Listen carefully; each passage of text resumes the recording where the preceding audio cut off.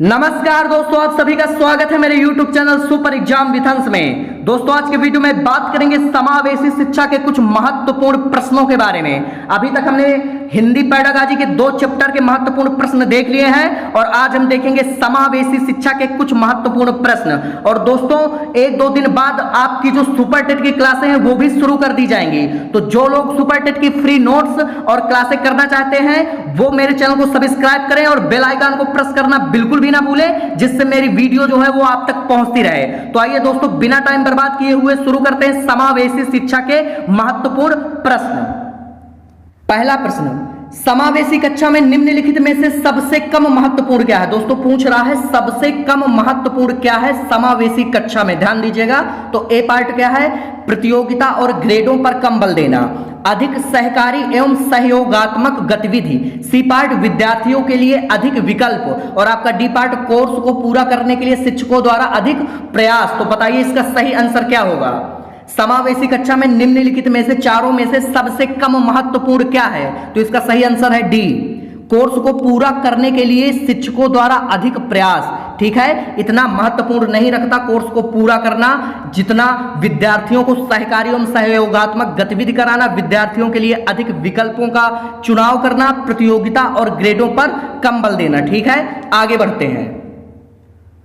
सफल समावेशन को निम्नलिखित की आवश्यकता होती है सिवाय किसके? दोस्तों ध्यान दीजिएगा, पूछ रहा है कि सफल समावेशन को निम्नलिखित की आवश्यकता होती है किसको छोड़ के, यानी सिवाय किसके। दोस्तों अगर आपने अभी समावेशी शिक्षा की क्लास नहीं ली है तो मैंने डिस्क्रिप्शन में उस वीडियो को ऐड कर दिया है, आप वहां जाके आप उस वीडियो को पूरा देखें जिससे आपको समावेशी शिक्षा की संपूर्ण व्याख्या समझ में आ जाए। तो दोस्तों इसका आंसर देखते हैं क्या होगा।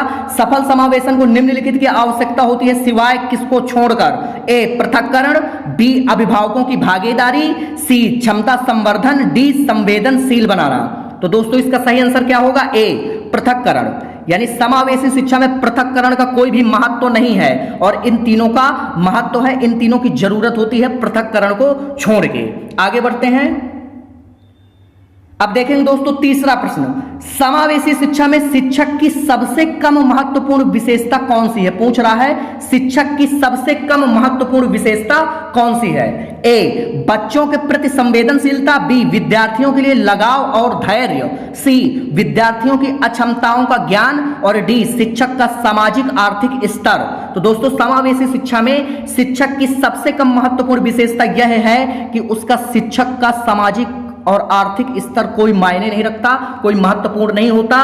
बच्चों के प्रति संवेदनशीलता होनी चाहिए, विद्यार्थियों के लिए लगाव और धैर्य होना चाहिए और विद्यार्थियों की क्षमताओं और अक्षमताओं का ज्ञान होना चाहिए। तो इसका सही आंसर क्या है? डी, क्योंकि पूछ रहा है कौन सी है कम महत्वपूर्ण, कौन सी है। ध्यान दीजिएगा, आगे बढ़ते हैं।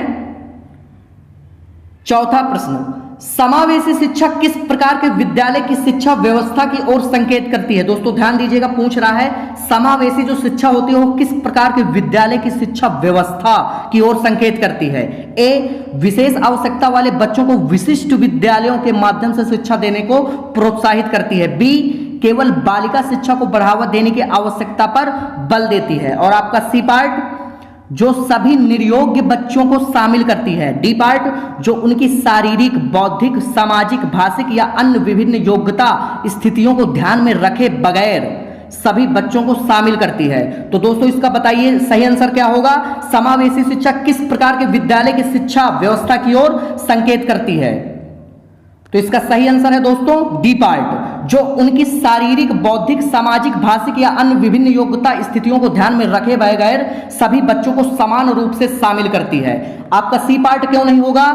जो सभी निर्योग्य बच्चों को शामिल करती है, इसमें सिर्फ निर्योग्य बच्चे आए हैं, योग्य बच्चे नहीं आए। जबकि समावेशी शिक्षा वो होती है जो योग्य और निर्योग्य किसी भी प्रकार का बालक हो सभी को समान रूप से शिक्षा देने पर बल देती है। केवल बालिका शिक्षा ये तो गलत हो ही गया।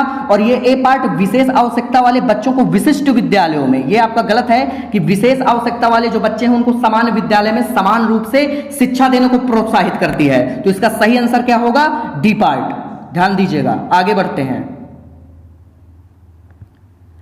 पांचवा प्रश्न, सभी के लिए विद्यालयों में सभी की शिक्षा निम्नलिखित में से किसके लिए प्रचार वाक्य हो सकता है? अच्छा प्रश्न है, सभी के लिए विद्यालयों में सभी की शिक्षा निम्नलिखित में से किसके लिए प्रचार वाक्य हो सकता है? ए संशक्तिशील शिक्षा, बी सहयोगात्मक शिक्षा, सी समावेशी शिक्षा, डी पृथक शिक्षा। तो दोस्तों इसका सही आंसर क्या होगा? समावेशी शिक्षा। सभी के लिए विद्यालयों में सभी की शिक्षा समावेशी शिक्षा कहलाती है। आगे बढ़ते हैं। छठवां प्रश्न दोस्तों देखेंगे, समावेशी शिक्षा का तात्पर्य सबको पढ़ने के लिए बाध्य करने से है, निःशुल्क पाठ्य पुस्तक उपलब्ध कराने से है, समाविष्ट करने से है, जातिगत भेदभाव से ऊपर उठकर पुरस्कृत करने से है। तो दोस्तों इसका सही आंसर क्या होगा? तो इसका सही आंसर है सी पार्ट, समाविष्ट करने से। ध्यान दीजिएगा, समाविष्ट का मतलब होता है समान वेश, यानी सभी को समान रूप से शिक्षा दें। जातिगत भेदभाव से ऊपर उठकर पुरस्कृत, यह शब्द आपका गलत हो गया। पुरस्कृत करने से कोई मतलब नहीं है। आप जातिगत भेदभाव, जितने भी भेदभाव है, सभी भेदभाव से ऊपर उठकर आप बच्चे को समान शिक्षा दें, यही समावेशी शिक्षा का तात्पर्य होता है। आगे बढ़ते हैं। विशेष रूप से जरूरतमंद बच्चों को शिक्षा का प्रबंध होना चाहिए। ध्यान दीजिएगा, विशेष रूप से जरूरतमंद जो बच्चे हैं उनकी शिक्षा का प्रबंध कैसे होना चाहिए? दूसरे सामान्य बच्चों के साथ, विशेष विद्यालयों में विशेष बच्चों के लिए विकसित विधियों द्वारा, सी विशेष विद्यालयों में, डी विशेष विद्यालयों में विशेष शिक्षकों के द्वारा। तो दोस्तों ध्यान दीजिएगा, अच्छा प्रश्न है, इसका आंसर बताइए क्या होगा? तो विशेष रूप से जरूरतमंद बच्चों की शिक्षा का प्रबंध कैसा होना चाहिए? दूसरे सामान्य बच्चों के साथ। ध्यान दीजिएगा, सभी सामान्य बच्चों के साथ अगर आप विशेष जरूरतमंद बच्चों को भी शिक्षा देंगे तो किसी के मन में भेदभाव की भावना उत्पन्न नहीं होगी। वही समावेशी शिक्षा का मूल मंत्र या समावेशी शिक्षा इसी पर बल देती है। आगे बढ़ते हैं। आठवां प्रश्न देखेंगे, वंचित समूह के विद्यार्थियों को सामान्य विद्यार्थियों के साथ साथ पढ़ाना चाहिए, इसका अभिप्राय यानी इसका मतलब क्या है? ए समावेशी शिक्षा, बी एकीकृत शिक्षा, सी विशेष शिक्षा, डी अपवर्जन शिक्षा। तो दोस्तों इसका सही आंसर क्या है? ए समावेशी शिक्षा। आगे बढ़ते हैं। अगला प्रश्न दोस्तों देखेंगे, विद्यालय में नियमित उपस्थिति के लिए वंचित बच्चों को प्रोत्साहित करने का निम्नलिखित में से कौन सा तरीका सर्वाधिक उपयुक्त होगा?